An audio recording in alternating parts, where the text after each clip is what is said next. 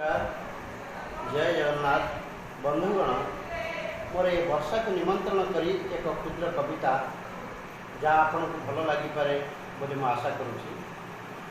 कवितार शीर्षक वर्षा को निमंत्रण।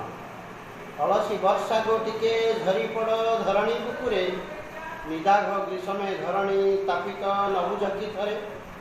अलसी वर्षा को टिके झरी पड़ धरणी बुकुरे निदाघ ग्रीष्मे धरणी तापित नबुझकी थरे। चतुर्दिक हाहुता समय देख झांझी पिटुछि नीति शरीर मन दुर्दशाग्रस्त वर्णना करी किमिति। नर पशु पक्षी वृक्षलता तुम अपेक्षार छंती रही पदे बंदी फूल चंदन धूपदीप नैवेद्य नहीं।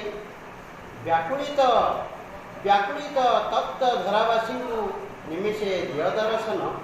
व्याकुलित तप्त धरावासी निमेषे दिय दर्शन। सबुज पणते ढांकी दिय फसु धरा नभिधारा मग्न। ए वर्षाराणी फूलफल संपदे भरी जाऊ धरणी राणी सुहागे। हसर लहरी रे प्रतिध्वनित हेउ दिव्य अनुरागे। फूलफल संपदे भरी जाऊ धरणी राणी सुहागे।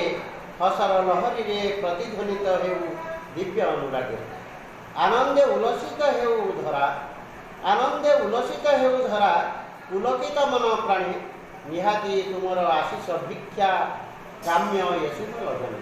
निहाती तुमर आशीष भिक्षा काम्य यशु फलधनी। नमस्कार, जय जगन्नाथ। आपण मानू मैं आशा रखुची कविताटा किपरि होला लाइक शेयर सब्सक्राइब करी मते उत्साहित करबा। जय जगन्नाथ।